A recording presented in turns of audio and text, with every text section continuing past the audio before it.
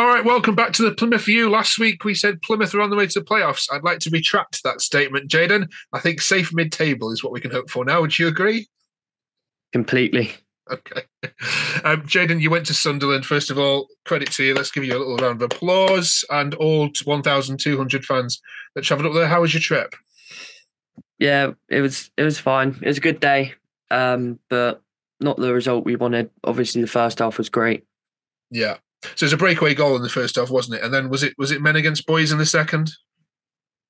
Yeah, it was, but Hardy nearly scored from the halfway line after getting his goal. That would have been incredible. And then who knows what could have happened if that went in. Yeah. There's lots of defensive errors, wasn't it? The free kick just looked a complete comedy of errors. Talk us through that and how anything like that can be allowed in football.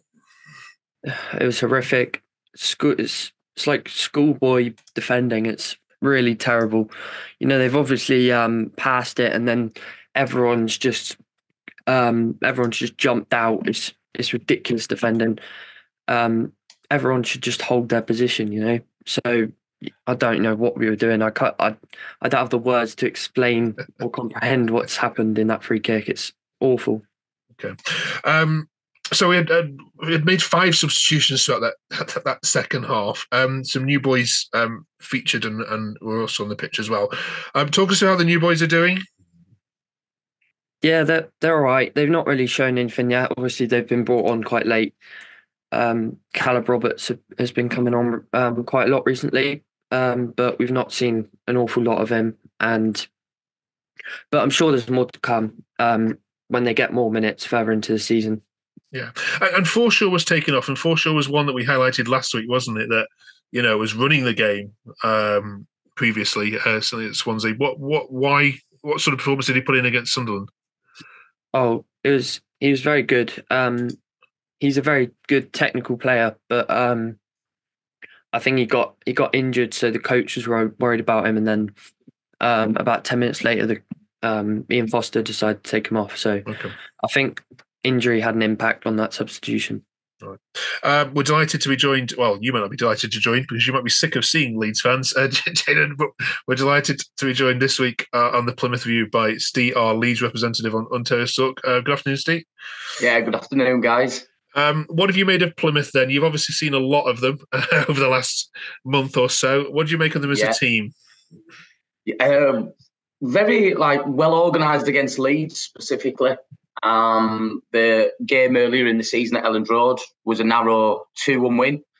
And I think towards the end of the game as well, Plymouth had some chances where they could have really snatched a draw. Of course, we then played them in the FA Cup, was there at Elland Road. And again, we seemed to be coursing, especially in the first half, couldn't really put away enough chances. And then they grew in confidence and got back with a really good goal, made it 1-1. And then the replay, of course, it did get to a point where I think the legs were gone towards the end of the game.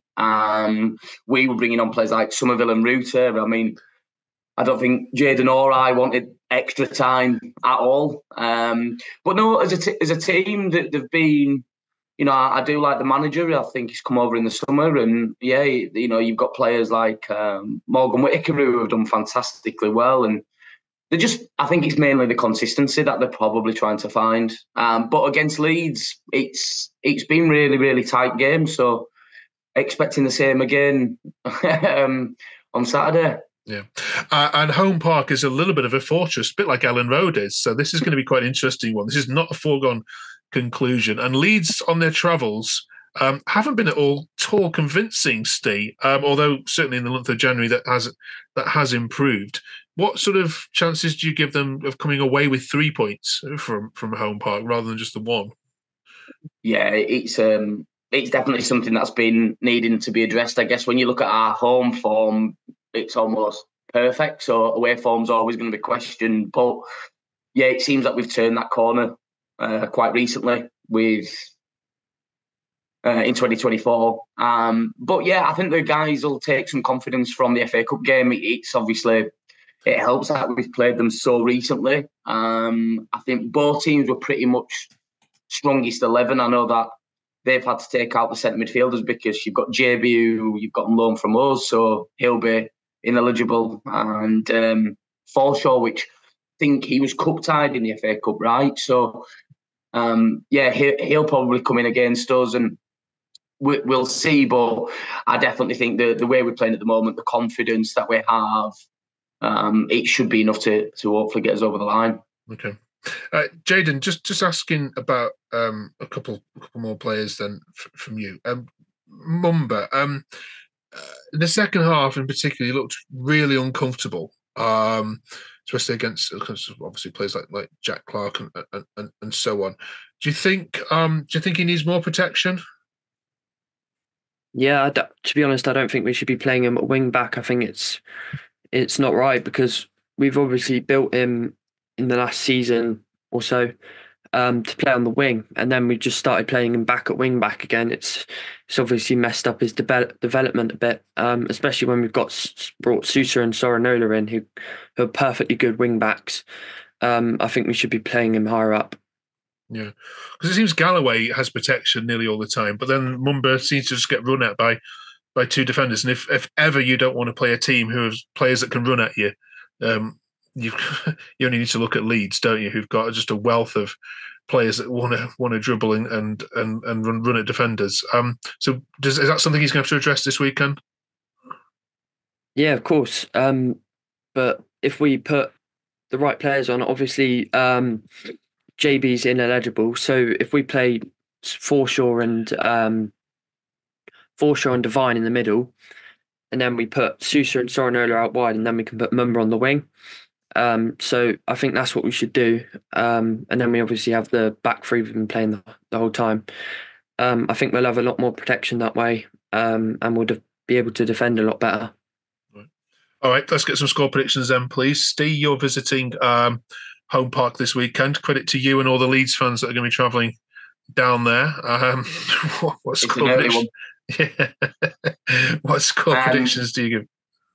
Yeah, based on the form, and I guess especially with us playing them so recently, I think it's going to be a tight game. They don't give away a lot, so I think I'm going to go with 2-0 Leeds.